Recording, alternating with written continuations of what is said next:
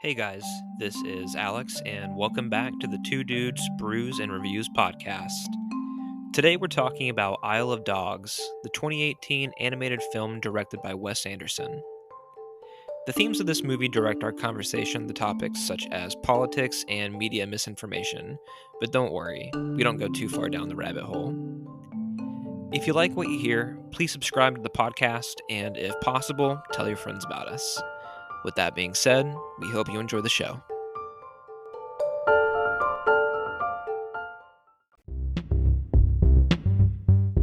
What's up, man? Dude, not a whole lot. Have you heard the rumor? About what?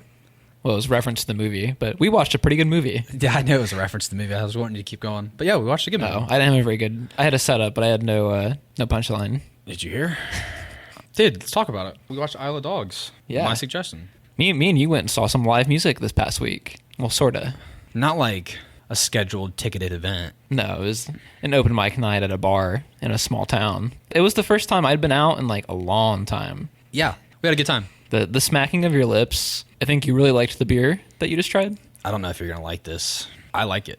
No, that's amazing. Okay, all right. I was getting immediate draw to the bourbon barrel-aged stout. We're drinking Devil Dog Oatmeal Stout. With French toast. Yeah, French toast oatmeal stout. It's by Roak. R-O, yeah, Roak. Yeah, Roak. I've never heard of it before. Me neither. This was a trip to the liquor store to find something that would be referenced to a dog, and we ended up picking a pretty good one on accident. This is fucking delicious. We chose it over Old Leg Humper. Which is a porter. Yeah. The graphic design is significantly better on this this packaging compared to Old Leg Humper. Old Leg Humper is just like a Shutterfly stock image of a dog next to a leg. It makes me think that it's one of those like original craft breweries or whatever. Like that one's probably been around for a long time. This shit's good. Yeah, it's very complex tasting. It smells like maple syrup straight out the bottle. It just has that super roasty kind of flavor to it. I really like that in beer. Damn, this is good. It's also...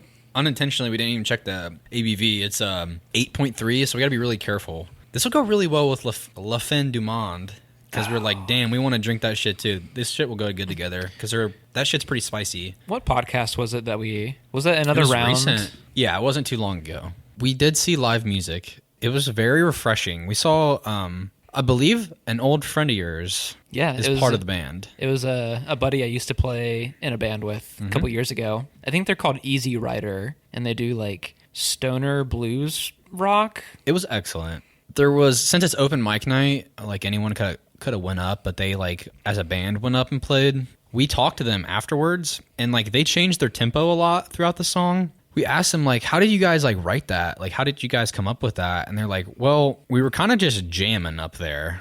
He said, like, that they weren't, like, super structured. That's so fucking cool. It blows my mind, because I feel like if I was in a band, like, it would be super structured. Yeah. Like, I bet when they go up and play that song, they never play it the same way twice. Yeah, it was excellent, man. Both of their guitarists were great. The bassist was, like, he was holding the bass upright. It was fucking crazy. Like, just... cool shit like that. And then their lead singer, he had like a good like feminine rock strut going, man. It was fucking dope. He's Jim Morrison's long lost son. Like, it was fucking cool, legitimately, man. Yeah, I had a good time. And then me and you came back to my house and we did zero podcasting. We just jammed, played guitar. That was a good time. Yeah, it was.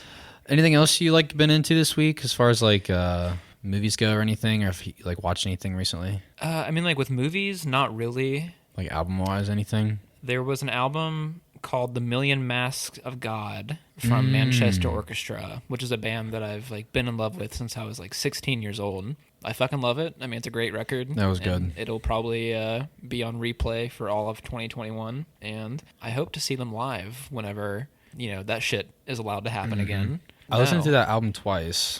Oh, you listened? I did listen to it. Yeah, it was good. I see. Do you like it? Okay. Yeah.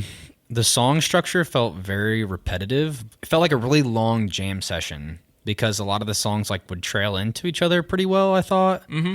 Yeah. So it felt like a little bit more like authentic. It was really nice. There's a couple of songs on there I really do love. I'm trying to think though of the name. It was one of the ones that you told me to listen to. I haven't listened to it since that day, though. Was it Inaudible? Yeah. That one that with like shit's good. it's got like gospel kind of choir vocals on it. That shit I do like. Yeah, dude. It reminds me of like Bon Iver or something, which is always a plus to me. They reminded me of a less folksy version of fucking Mumford & Sons. Somewhere between like Mumford & Sons and like Half Moon Run. You know, they used to be like super heavy. Yeah, so I was going to say, like, I checked like their previous discography and it's like emo, hardcore-y. They used to be like emo southern rock or something. I mean, they're from Georgia, so they had this like kind of like big, heavy southern kind of swing to their music. But yeah, they've changed a lot over the years. Yeah, that's what I've been listening to lately. What about you? Like movies, music-wise? Anything cool? I've been like anticipating the new J. Cole record now. Hoping he pulls it together, for real. He needs to like capture some magic. Like I've lost a little faith in him. Like we talked about this not too long ago, but like I thought the album artwork looked really fucking dope for this one. I just hope he goes hard, man, for real. When we were at the liquor store earlier, you told me that he dropped a song called like Interlude or something like that. It's like a documentary, actually. Oh, so it's not even like a track? No, it was like a short film. He dropped it this afternoon, and I watched it. Kind of just talking about like process and stuff. Kind of hard to explain, but it was like kind of slice of life. Well, we don't have to wait very long because the album drops this Friday. Yeah. Which we're recording this on May 10th. I'm just hoping he does it well. I guarantee like 21 Savage is going to be on it and shit, which like... What makes you say that? Well, I shouldn't assume, but like 21 Savage was he was like asking some questions during like the little short film documentary, and he did that song with him. I have a feeling he's going to be featured, or at least has something to do with the production. So like part of me just really hopes that like it's somewhere between his like him trying to be really sentimental and like I want there to be bangers and I want there to be like good. I don't know. He's got to do something. I have faith, but we'll see on Friday, I guess. I feel like there was a serious lack of energy on his last two albums. That's what I'm trying to get at. And like the production is like really flat, like on some of previous releases. At least by today's standards, dude. Like you gotta like really bring some fucking energy to your production, because if not, heat. like it gets drowned out. Yeah, there's there's too much good shit now. Like I'm sure there's like producers that are dying to like work with him, and I think that he produces like a lot of his own stuff. Like, dude, get fucking Madlib or The Alchemist or something to produce a beat for you. Real.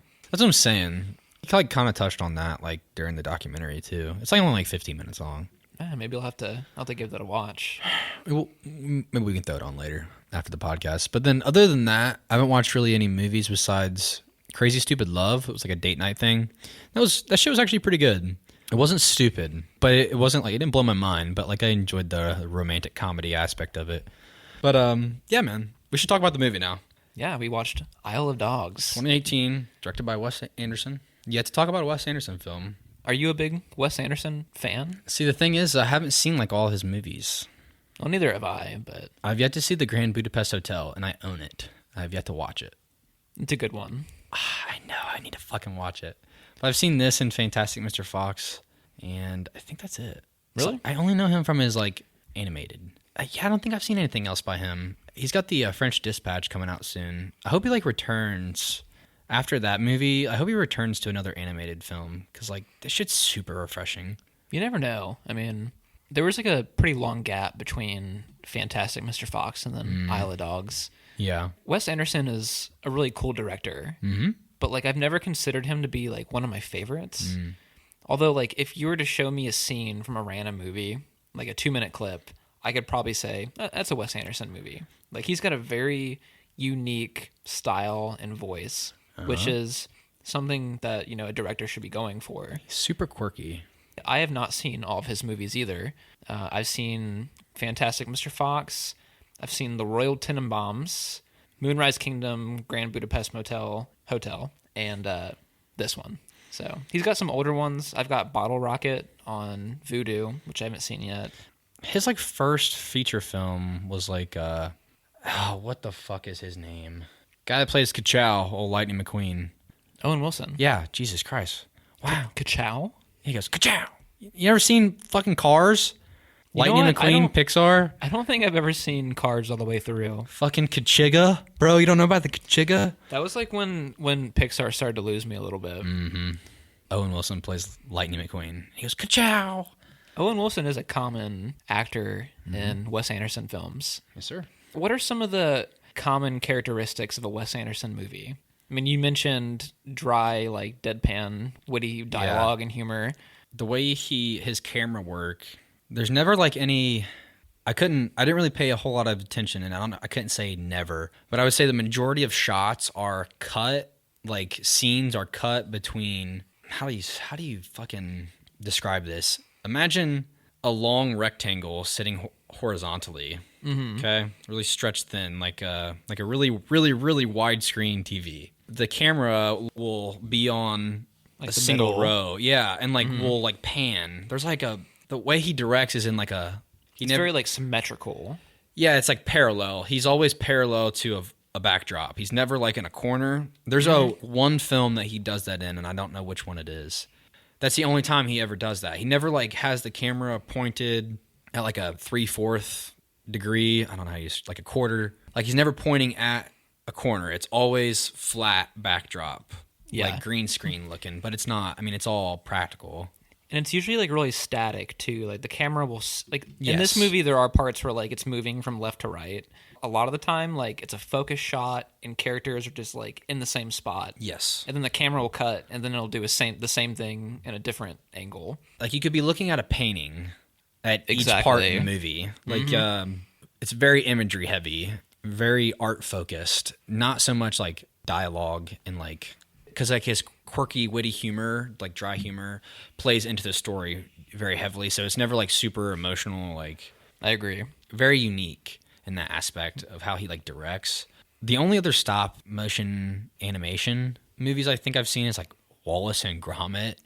I can't think of really any others. I don't think it's a very popular like style anymore because it takes fucking forever.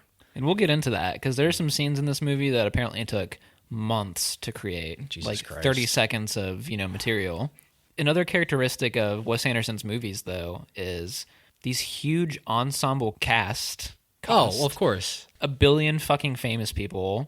Sometimes many of them only lending like one or two lines of dialogue or appearing for very brief periods of time. You were talking about The French Dispatch. And I remember like I talked to you at work about that movie, like when they first announced it. And it's got like 20 A-list actors. And they all play some part in the movie. Like I'm sure like maybe Bill Murray will show up for 20 seconds or something. Like he's respected, so I guess like a lot of people want to work with him. Probably like befriends a lot of these people too. You know, like Owen Wilson, Bill Murray is a common. I'm trying to think of who else would be.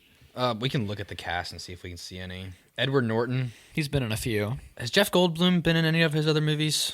I can't remember. I think he is, but like the Wilson brothers, like Luke and Owen. Yeah. I think Bryan Cranston's in The French Dispatch as well. Oh, nice. So, and then Tilda Swinton, yeah. Fuck, she plays Oracle. Damn, I didn't even pick up on that. Well, she only has like one or two lines of dialogue. Yeah. They make the most of what they get. There's a lot of like visual jokes as well. It's a lot of like... There's a lot of visual gags in this movie, for sure. Any still frame of this movie, you could have like made a painting out of. I just love that aspect. I mean, there's a few like scenes where like they won't be like as dramatic, but like the composition of a shot in these movies are like every frame is amazing. They're fucking wild, dude.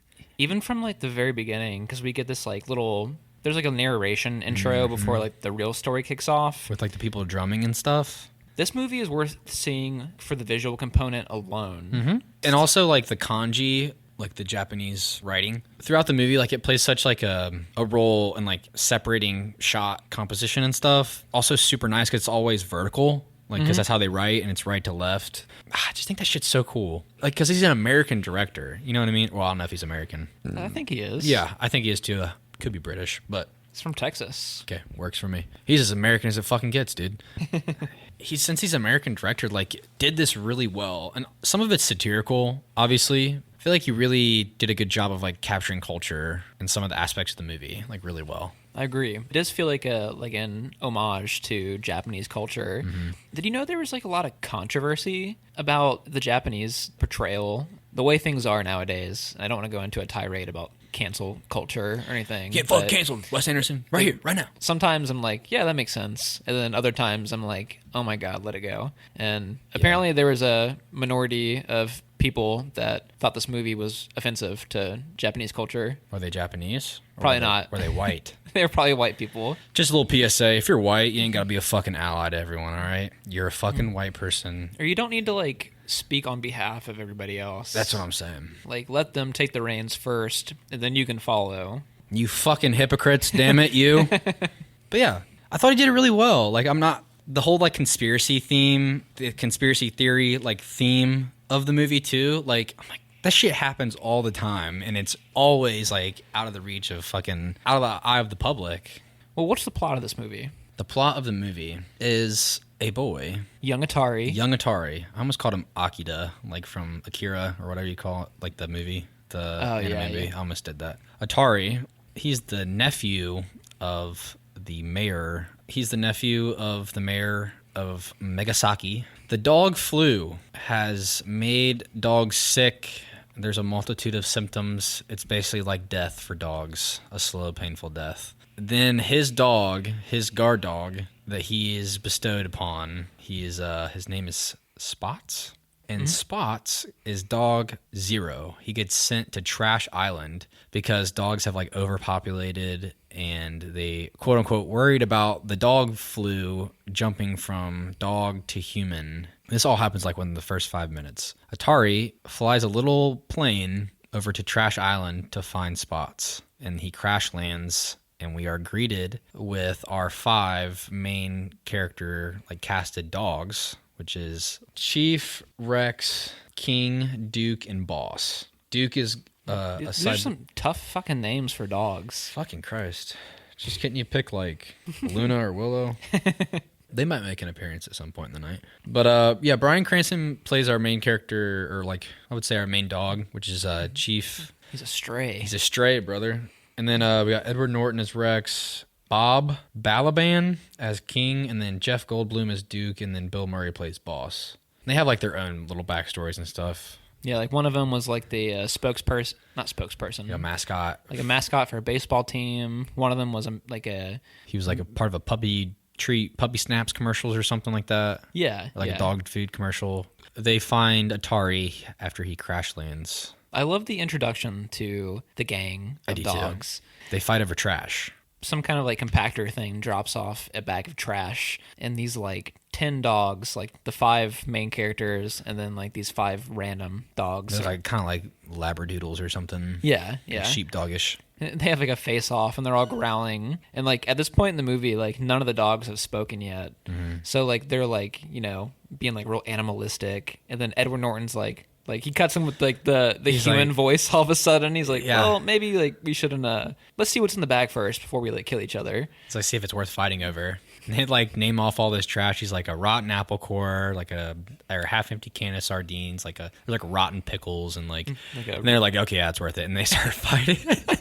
I think that shit's so funny. It happens so fast. I think especially because the last item is like a ribeye covered in maggots or something. Yeah, it's definitely worth it. Like fight to the death. It's really cool because like all the like the dogs when they're fighting is it's like the old cartoon style. Yeah, and like the stop animation, like imagine like they're covered in cotton balls, kind of like whipped up cotton balls. That shit's so fucking cool, man. It's like the big cloud, and you just see like a limb pop out every once in a while. A dog's head or some shit, and then Chief like rips off an ear of one of the dogs, and like it stops. And like there's this really like dry, dead air moments like this in the movie where he's like, "Hey, I think he ripped your ear off," and he goes, "Yeah." Like and it just walks away. Like just shit like that. Like there's a lot of that in this movie. Yeah, that's what I'm saying. The dead air kind of stuff. Real awkward dialogue, but it's like funny in that way. They never have like much more to say than like, all right. And like each of the dogs like ends up getting like their own like little trope. Like you mentioned earlier, did you guys hear the rumor? I don't know. I feel like maybe some of the dogs don't have enough dialogue to really like characterize them much more than that. Because Edward Norton and like Bryan Cranston's dogs kind of fight for like the leadership of the pack. Like say aye or nay. Like that's like a returning gag. Bryan Cranston's always the minority. Nay. Yeah. He's always outvoted 4-1. He doesn't want to help Atari because he like has a disdain for like human owners and stuff, and he's like, wake up, you fucks, like, don't you get it, we're out here on our own. And they like always are like talking about like the past kind of thing, like what was their favorite meal. It was really nice to like give like characterization to like the dogs, give them like human qualities. Like when they're all along the journey like looking for spots, that's one of the moments where he's like, what was your favorite meal? And he's like, oh, it was my birthday dinner. And like he would get like a fucking steak, shit like that. And it was like, damn, I don't think dogs really remember that shit. Probably not. But like, well, I don't know. I don't know. Yeah, see, you just don't know. We're not like, fucking dogs. I eat waffles with peanut butter every day for breakfast. When I crack that peanut butter jar, my dog might be on the other side of the house, and they are like on their way. Yes. So I did the same thing this afternoon. I like had a spoonful of peanut butter, and I immediately heard on the hardwood. I was like, this shit ain't for you. Back away. But I ended up giving him like a little dog treat instead. I was like, I can feel bad if I don't give you something. I always give my dogs a little bit of peanut butter. Your dogs are so nice. Probably why they're so spoiled. Why Willow is the devil. She's like, give me the feast. She's the devil dog that this beer was named after. This beer's fucking delicious. Damn, dude, you're almost fucking done. It's super good. Yeah. I can't wait to crack another one. I will drink this shit again. Movies like this are like a treat to like film goers because they're really unique and like special, like just with the animation style. And like Wes Anderson is kind of like a coveted director now, I would say at this point. He's up there with like Christopher Nolan. Like whenever his movies come out, kind of feels like an event, you know? I agree. Feels like a cultural event. And so like this shit's really refreshing out of like endless library of movies you could choose from. His directing style is so... It just has like its own flavor. Yeah, it's got its own flair. Like it's really nice. I'm glad we did this movie. I'm glad I suggested it because anybody can really watch this movie because it's on Disney Plus if you have that streaming service, which is like kind of random for these movies to be on there. Like Fantastic Mr. Fox is on there as well. Also suggest anybody This watch. movie's like definitely not like kid oriented. Yeah, this movie's really dark actually. Yeah, I was gonna say I don't know if many kids are gonna like seeing dogs get the shit beat out of them and like watch them like suffer. I mean, there's like a lot of political references and stuff too, so like kids might not be able to follow along with that. Yeah, exactly. Political assassination and shit. Like, although I would suggest children could watch Fantastic Mr. Fox. It's not as dark. It's a little bit more upbeat, humorous. Have you seen this movie before? Yes. You recommended it? Yes. I saw it twice. Watched it with Elizabeth. She actually made me watch this movie, believe it or not. Really? She watched it for a class in college a couple years back when it came out, I think. And then we ended up watching it, and then I ended up showing her Fantastic Mr. Fox. So I had yet to see this movie. Yeah, she suggested to me. She's like, oh, this shit's really fucking good. And I'm like, you are correct. I saw this in theaters when it came out. Really? That's awesome. This was the only Wes Anderson movie I've seen in theaters because I wasn't familiar with him until like Moonrise Kingdom. I've seen it one time before, and I enjoyed it a lot, and I enjoyed it a lot on my second viewing. Although, I'm going to hit the devil's advocate here soon. I'm not going to do it right now. All right, fair enough. Dude, they're minor nitpicks. We're about to fight. Okay.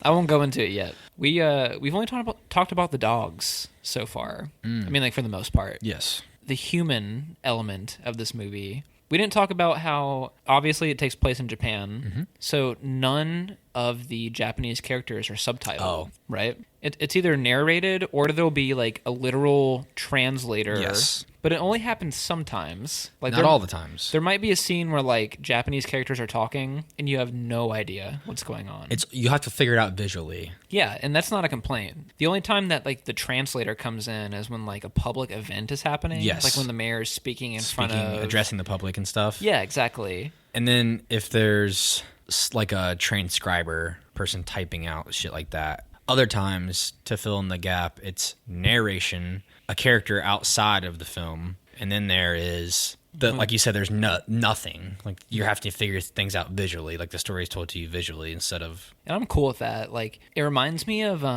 do you remember the animated show Samurai Jack? Yes. This movie reminded me of that at times. Samurai Jack, holy shit. Like, I've not thought about that in a long time. The parts where the dogs are on Trash Island, and you said that like there's a lot of dead air. Samurai Jack is the same way. Samurai Jack has those like dead air moments where it's like real desolate and like lonely. Damn, I'm so glad you brought this up. There was parts in the movie where I was thinking like, this is just like Samurai Jack. You know, like visual storytelling and all that. Like that's really cool. That's a coveted animated show. I know. I used to watch it on Cartoon Network like all the time. I have not thought about that show in so long. Yeah. You're a little bit older than me, so that was probably your era where like you were like conscious enough to like start remembering shows and stuff. And that shit was like getting like it was on its way out. Yeah, I was gonna say.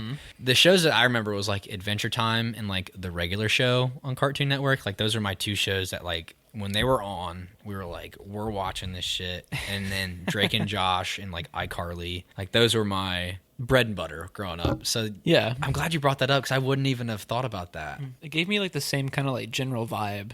And that's an American cartoon with like not Japanese homage to it. Exactly. Yeah. Hey, we can do it right. Okay, we can do it right sometimes. The only other thing I can think of is like Avatar, like The Last Airbender. That's pretty beloved. It was like an American animated, semi-anime type vibe to it because it's like an American cartoon. But I watched that growing up as well. That was the other one that was really big for me. Like it's hard to talk about in a way because it's like really visual. It just feels like how I could say like everything feels like it could be a paint. Like a lot of the scenes could feel like a painting. Like there's just a lot of like when they're walking through like that field of grass, it's like gray. Yeah. You know what I'm talking about? Like there's like this monotone over everything. Mm-hmm. I imagine it's not post-production. I imagine like they probably had like gray models and stuff. You know what I mean? Probably. You know what I mean? That's so cool. I wish I knew a little bit more about the directing style because I don't know like if things would have been able to be changed with like colored lighting and stuff. But I would imagine it's a lot of individual, multiple models of the same character.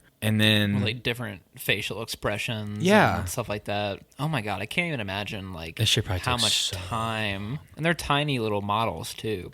Here's the thing, I think the models are actually probably a little bit bigger than you think. Oh really? I think so. Like the humanoid characters, I think they're somewhere between like maybe like a foot to like 18 inches tall.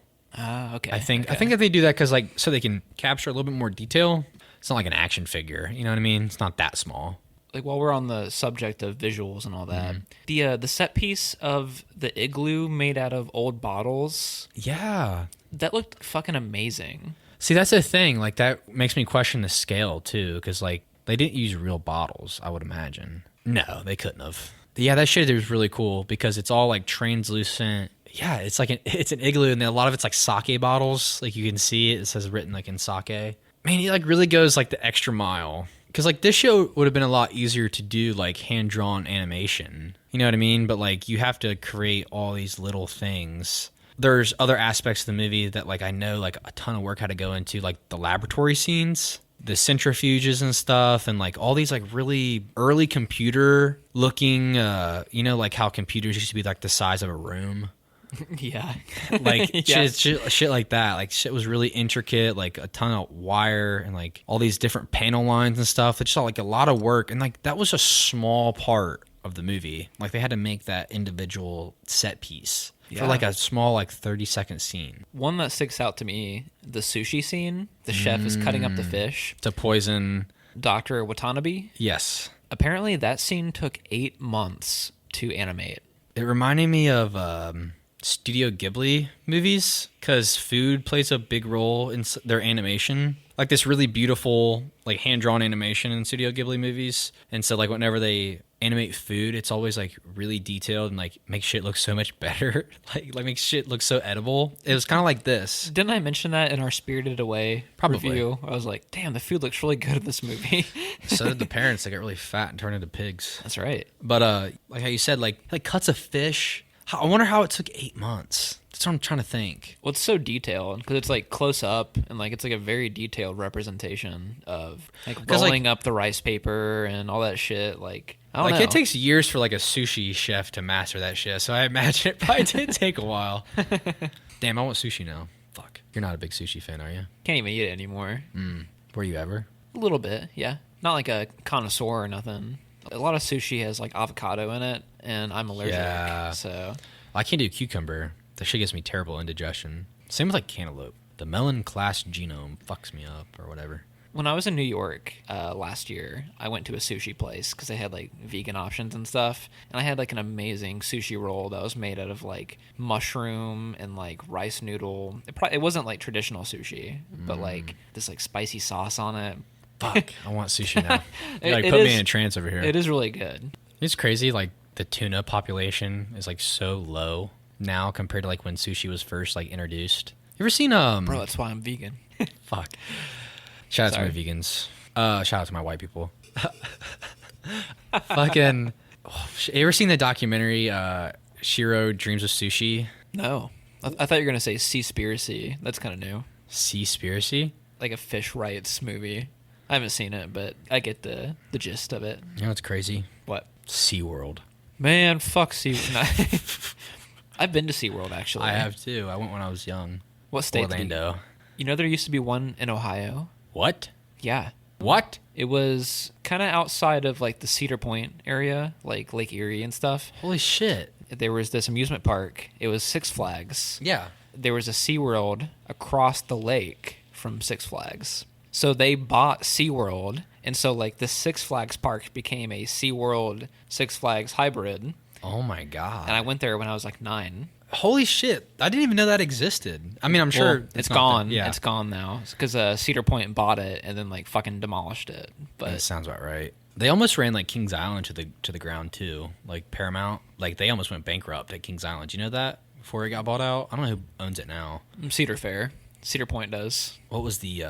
Paramount, when they owned it... Kings Island was awesome when Paramount owned it. From what I understand, they almost went bankrupt. I don't know how. But, like, Elizabeth's brother, Isaiah, he was really into, like, roller coasters for a long time. And so, like, he ended up, like, telling me all this shit. And I'm like, I didn't even fucking know that. Because he loves roller coasters and shit. Me, nowadays, dude, if I go to, like, an amusement park, I gotta, like, sit down between rides, man. That shit fucks me up. Same. I still love them, but, like, I'm the same way. When I went to SeaWorld when I was younger, there was an orca that, like, its fin had, like, fallen, like, almost, like, limp. Awesome. Don't you dare make me sad. I'm gonna make you real fucking sad. Because that shit happens. I need the jewel. I'm stressed out already. When orcas are, like, depressed, when they don't use them. So, like, they become, like, kind of, like, atrophied in a way because they're not, like, swimming a lot. And I'm like, as a kid, when we were there, I was like, Mom, why is his fin like that? He's got something wrong with him. I was like, oh, I don't know. And, like, I don't know if she did know. But then, like, later on in life, I'm like, holy shit, like, that orca wants to fucking die. Like, that shit's terrible. Like, isn't that fucking crazy that we still, like, SeaWorld's still in business? I think, like, the outrage, because, like, in the last couple of years, there's been, like, a lot of outrage. I think it forced them to, like, tighten up a little bit, although probably not enough. People, like, die. Many trainers have died performing with the orcas. Really? Yeah, you didn't know that? Like, they've had, like, orcas, like, drown trainers and shit. Like, yeah, they're, like, rebelling. Yeah, like Tracy does in this movie. Like, they're super... Who's Tracy? The Cincinnatian. Oh, yeah, fuck. I just know her with the big hair. Piss break. Like, so far in the conversation, we've talked a lot about the visual component of this movie, which I think is, like, the main draw. And I don't want to underplay that at all because, like, the visuals in this movie are fucking amazing. Obviously, months and months, maybe years of work that went into it. But I want to talk about, like, the narrative and, like, the pacing and the dialogue. Like, how do you feel about, like, that aspect of the film? It kind of plays out like a children's storybook. Yeah, if that makes sense. It's like divided into chapters. Yes. Because, like, the narrator kind of, like, Chapter breaks it 1. up. And yes. I liked that. I think it was an homage to, like, Japanese plays in a way. I read that. I don't actually know anything about Japanese plays. Well, I'm not going to pretend to. But. There's a moment in the film where there's a couple moments where, like, there's they are showing like a Japanese play. You ever seen The Last Samurai? No, but we've talked about it before, and I know that you loved this movie. I do. Like the samurai, like they would have like plays and stuff like that. Like someone would wear a mask, like there would be like a demon or something, or like to like portray like a certain role. And like there's a spot in this movie where like that happens. Like there's is it like, for Atari's fake funeral? Yes, and he like cuts the head off of yeah shit like that. You ever seen fucking the Karate Kid reboot with Jaden Smith? No, I have not. Well, you're not missing out on a whole lot. But as a kid, I liked it a lot. There's like a paper origami like type paper puppet type play as well. Like shit like that. That shit like is ingrained in like Japanese and like Chinese culture. You know what I mean? Yeah. That shit shows through on this movie. When I mean like by storybook, I just how do I describe it? There isn't like a ton of like character development outside of like Chief and Atari, because like the majority of the film is like Atari like getting closer to Chief, and like that only happens like when they get separated from the rest of the pack, like when they are on like that conveyor trash thing. That kind of helps drive Chief, his character, into like caring about Atari instead of him being like getting outnumbered I versus nay 4-1 type situations. And that's like the turning point of the movie. That's like about halfway through, I would say. I actually found that storyline to be surprising because from the beginning, I thought that Edward Norton's dog was the one that was kind of being set up as like the main character. Mm-hmm. Bryan Cranston's like Chief is kind of like the outcast of the group, even though like he's kind of like the alpha. Really, all the dogs are outcast because of the fucking island or whatever. Yeah. But I think like the scene where the dogs are separated on the trash conveyor belt, like it switches literally and figuratively. You know, the other dogs kind of like get put into another storyline where they're like in the trash compactor, and then like the stray dog, you know, Bryan Cranston is like now like the focal point of the movie. Because Atari had been giving like attention and like medical care to the other dogs, and like Chief, he had like refused. Because he's always like, I have no master. I bite. And like he wouldn't sit or anything like that. I can't praise Bryan Cranston's delivery enough because I felt like I was listening to Heisenberg the dog. Like, Jesse. He sounds like the danger all the fucking time. Yeah. Like, because it's like going to like that dark. Because he plays like a fucking dark character. Yeah, he's good at it. Bryan Cranston's so underrated. He's a baller, man. Dude, you ever seen that Comic-Con clip of him like in a Walter White mask and then like he's actually underneath him? I have, yeah. Shit's fucking dope, man. I would have shit my pants if I saw him unmask. Hell yeah. But just like the turning point is interesting. Like, and then you think one character is the main character, but like the other one, the outlier, is actually the one you should be watching for. I found that interesting. Yeah, and then he gets to that bath, and it like turns out he's not black. Like he's not like a black coated dog. He's not black. He doesn't have black fur. He's a spotted oceanic. Well, I read it off Wikipedia earlier. I already forget. He's like a oceanic winkle something like that, schnauted or something. With the way that like dog breeds are named nowadays, that's very accurate. Mm-hmm. I had golden doodles, which is mixes between golden retrievers and poodles, and I had Catalupa leopard dog. Yeah, what the fuck is that? No one knows. Was it mixed with a lizard? I don't fucking know, dude. It's like a dinosaur? It's fucking like some sort of herding like cattle dog. But he is the same coat, same breed as Spots. Just doesn't have a pink nose like Spots does. I think the first time, well, when I watched this last night, I hadn't seen it in 3 years. And I did not remember anything about this movie for some reason. And I thought the twist was Chief was Spots. That's what I thought too. And it's not the case. No, but it's close. It's like his like brother. They're like part of the same litter. Mm-hmm.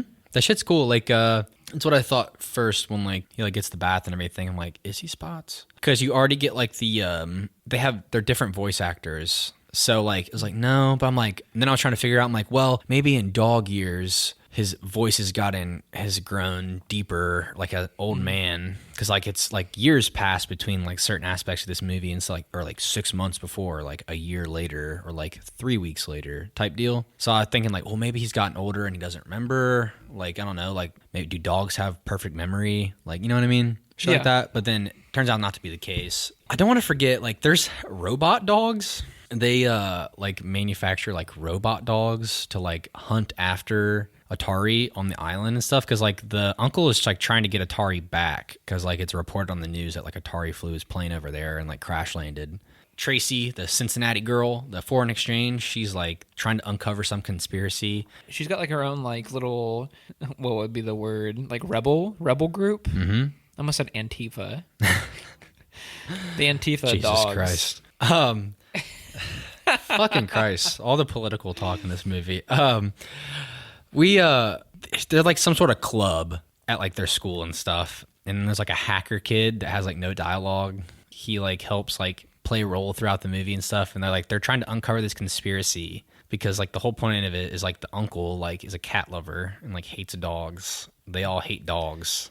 Like him. Well, it's and his because of a 150-year-old rivalry that like etches back to like ancient Japan or Jesus something. Christ, yeah.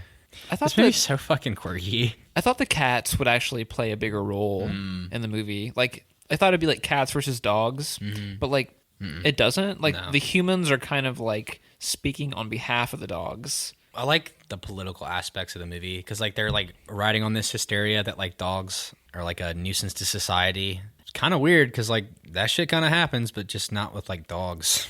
Do you think this was like in reference to a specific political event? Because This shit happened pre-COVID, so no. it could probably like, and I'm not talking about like the flu part, but like the authoritarian like political style of the leader, propaganda to place the population against this other group.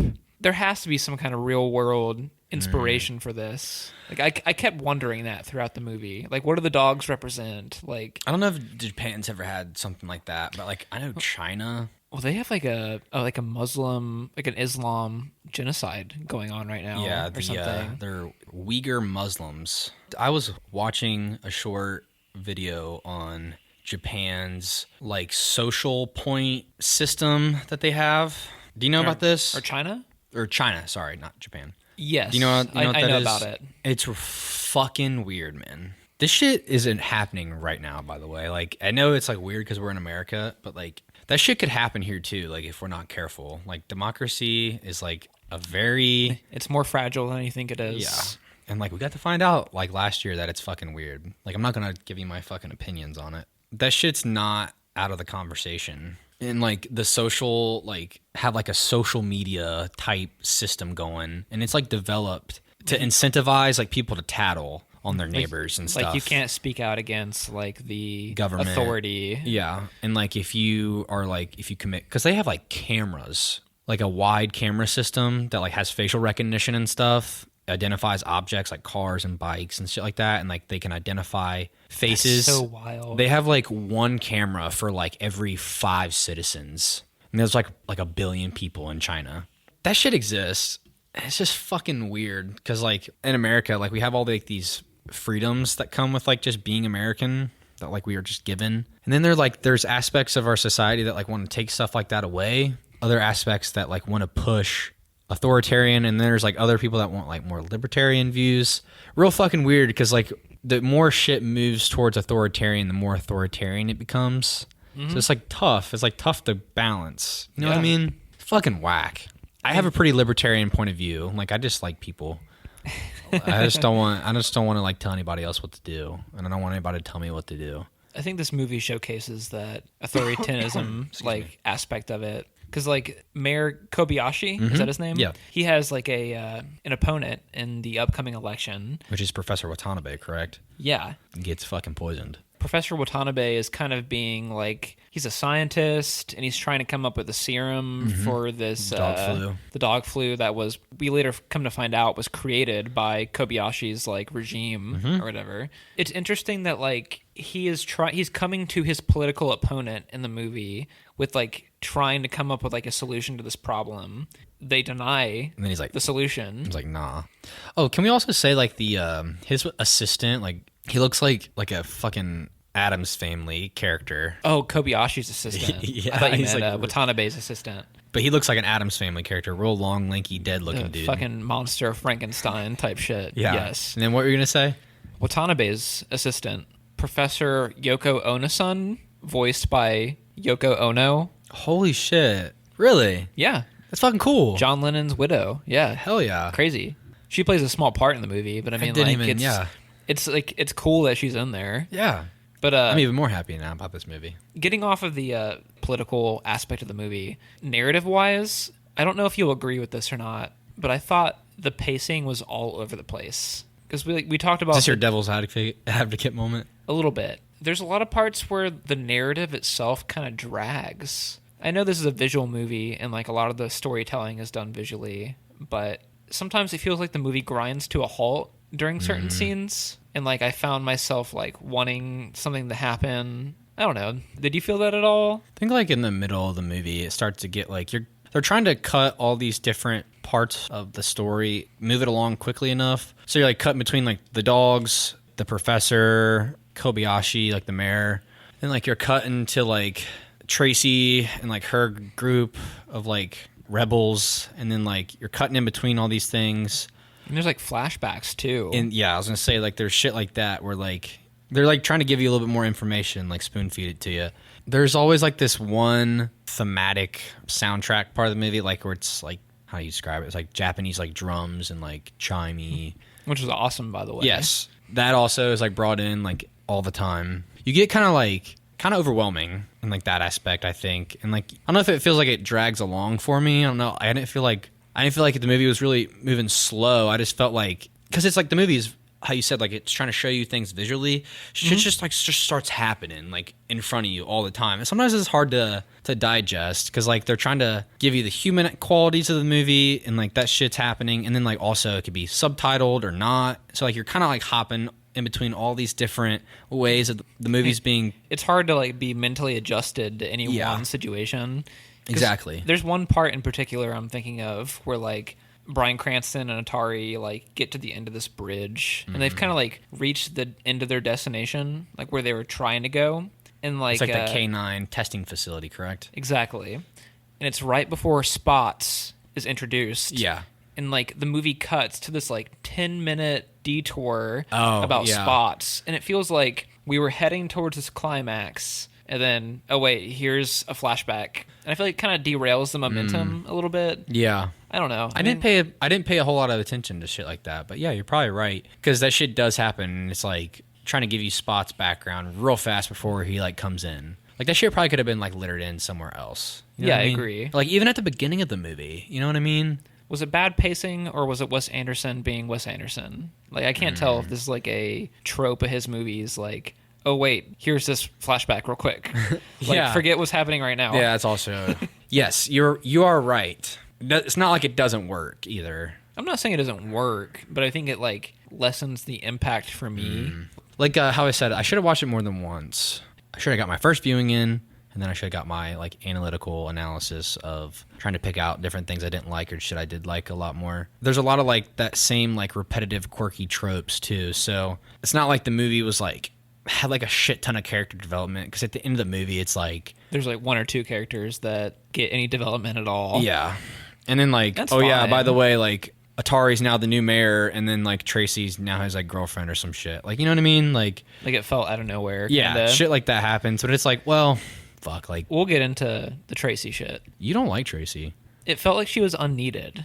In the end, what purpose did she serve? You might be right. I don't know, because like her first like character introduction scene is like 40 minutes into the movie, maybe. Yeah. I mean, long after Atari has like crash landed on Trash Island. I could have done without the rebel group, even though like in the end the hacker like stopped the government from poisoning all the dogs or whatever. Like, I mean, that did feel important. It's weird with Wes Anderson, because it's like I can't tell if I like this or I don't like it. It's kind of like I'm thinking of ending things, just not as psychedelic. Like, was it a conscious decision, or was it like a flaw in like, the storytelling? Does this work or does it not work? It's there. Should it not be? If it isn't there, what else should I replace this with? The pacing of this movie is like kind of so like scene, flashback, human, dog, human. It's really like disorienting, and then you're cutting from between English to subtitle to nothing. In comparison to like Fantastic Mr. Fox, like, you know what I mean? It's not any different. Or well, like I shouldn't say that. Like Fantastic Mr. Fox is like the same pace, the same feel. And then like in this movie, since like tackling like a non-American language, and then like you have English, and then like you have talking dogs. It's just, I think like it's a progression of him trying to do something more ambitious than Fantastic Mr. Fox. And it like works at times. And then also like, I don't know if this doesn't work, but it's here. I still like the movie. Like at least he like tried something different. Yeah. He's pretty ambitious in that aspect, like to tell like a story super visually, but also like tackle a different culture. That shit's ambitious and hard. I appreciate all the effort though, at least. No, I mean, like, don't get me wrong, me too. I mean, like, obviously, like, so much fucking work went into this movie. From the visual component alone, this movie should get like a 10 out of 10. But like, I was really attached to the gang of dogs. Yeah. And then when they get separated, I think my interest starts to lower a little bit throughout the movie. Because you're not getting like that play on like all their personalities. Mm-hmm. When they got separated, it should have been Chief, Atari, and like Edward Norton's dog. So like you would have the other dog figure that'd be like, come on, dude. Like, you gotta have a master. The other three dogs with like Jeff Goldblum and Bill Murray, who like don't really serve any storyline purpose aside from like just being there. Which, like, don't get me wrong, I love Jeff Goldblum and fucking Bill Murray. Like, anytime they talk, I'm like, yes, more, please, more of these characters. And the movie doesn't really give you that. I don't know, like, it felt like the separation of the characters at the end, like in the middle of the movie or whatever, like, felt like, I don't know. Like, it disrupted the story a little bit, maybe, for you? Maybe, like, it just wasn't as interesting to me. Like, the dynamic wasn't as interesting. Because I don't really care about, this is going to sound harsh, I don't care about Atari that much. Yeah, no, I get it. He doesn't ever have, like, subtitles until, like, the end of the movie. Like, he doesn't ever get, like, spoken for to where we can understand until, like, the end of the movie. Always, like, through the dog's point of view. You don't really care about him. But, like, you care about Chief. His whole thing was, like, he goes from stray to, like, becoming Atari's, like, watch the guard dog and stuff. It gives him purpose. I like that. Oh, I don't want to forget. Scarlett Johansson's in this movie. She plays the show dog. That falls into my point of underdeveloped characters. Does it not seem like the first time that you see Nutmeg, they show her on a hill far away. It seems like they make a really big deal out of like Scarlett Johansson's character's introduction, but she doesn't really play any pivotal like storytelling points or anything. You know, this movie's not even 2 hours long. Maybe the movie needs to be a little bit longer. Maybe. I don't know. Like, because if you feel like you're missing like character development. Like, I felt like that character was going to be, like, a real turning point for somebody. And, like, it turns out that, like, Bryan Cranston and, like, her kind of have a thing together. It does result in a good gag where Scarlett Johansson will describe a trick that she can do because she used to be a show dog. She, like, starts doing a trick, and she's like, imagine I'm juggling 5 bowling balls on fire. And then it'll cut to Bryan Cranston's dog, and he'll have, like, this word bubble or, like, this thought bubble. It'll just show her doing the thing. Like, I can see it. It's funny. Yeah. That is really funny, actually. Yeah. Well, in the beginning, when they first meet, she's like, I couldn't bring dogs into this world because, like, it's a bad, desolate world. Like, they live in, like, this fucking Mad Max dog world. Was it jarring to you when Bryan Cranston's character says, like, if I die, give my regards to a bitch named Nutmeg? Yeah. I was like, oh, well, that makes sense because it's a female dog. That shit's funny. Yeah, it's a good joke. Fuck, dude. Wes Anderson, imagine he just fucking, that's his fucking personality. Isn't it weird that this movie about this movie has like sick dogs and authoritarian politics. It is so much funnier than Jack and Jill. My shits are funnier than Jack and Jill. Like, fucking Christ. The fucking sound of my shit hitting the water is funnier than Jack and Jill at times, dude. Exactly. My senile grandmother is funnier than fucking Jack and Jill. It's going to be a scar on us forever. I did do this to us. I know we can go over details about every aspect of the movie all day. What do you think about the climax? Which I guess would be like the scene where the rebels like approach Kobayashi live in front of this audience. And I don't know about you, but I thought the scene was underwhelming or anticlimactic. I feel like I lost interest in like the last 15 minutes of the movie. Yeah, like it feels like kind of a cluster.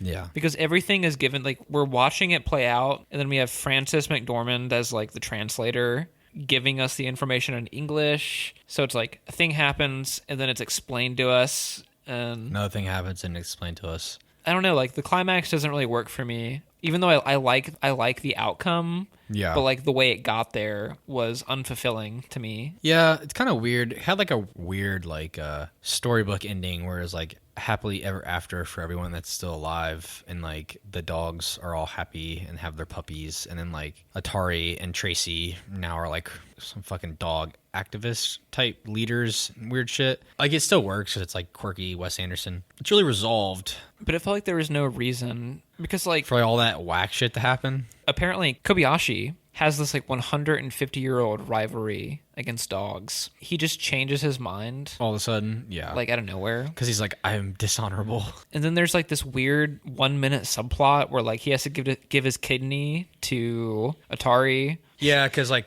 Atari, like his parents and him were in a car wreck. That's why he was He already lost a kidney. Yeah, shit like that happens real fucking fast. Like you just don't have time to digest it. It felt like unnecessary because like I hate when movies do a thing where they like, here's a problem and the solution happens immediately.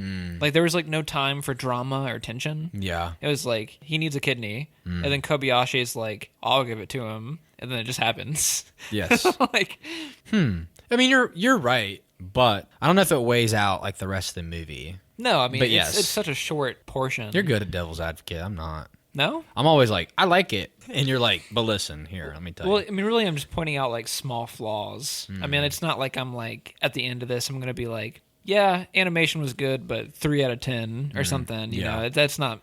I do like pointing out the flaws because Yes. You don't want it to be a gush the whole time. yeah, Even though I definitely could do that. And there's plenty of things to gush about. I just want everybody to, that it feels like they could watch it. It's just really different. You know what I loved a whole lot? The pups. Oh, yeah. Oh my god, my fucking heart melted. See, I can be Yeah. positive. There you go. Yeah, they were fucking cute. They look like little fucking dumplings. Me and my wife watched this together, and like when like the babies are born, there was this one baby dog that was like crying and making all this noise, and my wife was like, I want that one. And then Atari grabbed it and put it in his pocket, and I was like, Yeah. Atari knows. He starts feeding it with the bottle and shit. Yeah, that shit's dope. Yeah, I don't know. I like the it was aspect so of, sweet. I like. Well, I was gonna say like I like that aspect of Atari too, because like he's like super caretaker of like dogs and stuff. He loves dogs because like his guard dog was given to him after his parents died, and so like then he like takes care, maintains, and like grooms the dogs and shit. I just think that's so fucking cool. I like that aspect of him. He's like a 12-year-old boy. He just like that's his fucking world. You know what I mean? He's pure. I mean, like in the end, all the crooks go to jail. Yes. I think including, does Kobayashi go I to think jail? he dies or something, doesn't he? Does he? I don't know. I don't fucking remember. Or like he's no longer the mayor, so I have no idea. I think he went to jail because like he was implicated Yeah. in like the conspiracy and Yeah. like propaganda and all that. In the end, we get Atari with Tracy, who these two characters have never spoken to each other, and now they're a unit. But you know, whatever. Okay, fine. She has a crush on him, and then Yeah. he says that she's a very attractive lady. You know what I was just thinking about? I imagine like a Japanese audience watched this movie, so I wonder like obviously like all the Japanese was like voice acted and stuff, so like they like got to listen to that shit. Like whoever knows Japanese can like actually like follow the whole movie without narration if they needed to. So are the English parts subtitled for them? I don't know. That's what I'm saying. Like it'd be interesting to Oh, man. to know Japanese because like you would be able to. I feel bad for the editors that had to like distribute it to like other countries. Like, oh my god, there's so much more. Like, there's so much translation to be Yeah. done. That like would make it so inaccessible to like a major audience if like you had to watch this movie in like Dutch or like French or like German. I can't even imagine the my work God. that goes into doing that. Because then like stuff. all the kanji would have to then like instead of like, it has like its English translations and then you have like your German translations on top of that. But yeah, man, I don't know. I like the movie. It's good. Yeah, don't get me wrong. I mean, you know how I am. You're yes, I know how you are. I like to just throw in that like alternative perspective to things sometimes. Although when you did Jack and Jill, you were like, I hate this movie. Why did I do this? And I'd be like, I don't know. Why did you do this? And then I'd be like, let's talk about something else. It was a change of pace. I know what I'm giving it for a recommendation. What do you have to say about it? Like as far as rating? I think I would go like 7.5 to 8. Let's just say I'm going 8. I mean, I think if it was like on a visual standpoint, it'd be like 10 out of 10 no matter what. But I think like some of the underdeveloped characters and maybe some of the pacing issues are like what holds it back for me. But I mean, other than that, it's a movie about dogs, and I fucking love dogs. And I love stop motion animation, and I love sarcastic deadpan humor, and all that stuff works for the movie. So I think an 8 is fair.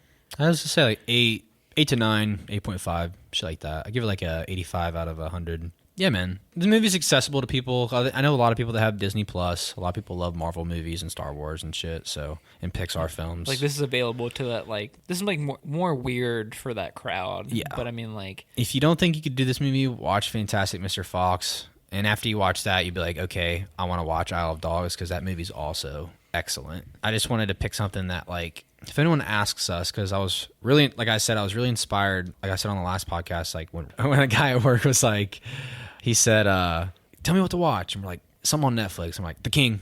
I want to be able to be like, hey, go watch Isle of Dogs or Fantastic. Here's this thing that's like readily available. Yeah, I want to. He's probably got Disney Plus. He's got kids. Of course, yeah. That's what I'm saying. Like, maybe watch this with your oldest or something like that. I want to be able to like. I don't have somebody have to rent something. You know what I mean? I just want to be able to be like point someone in a direction or something like that. Yeah.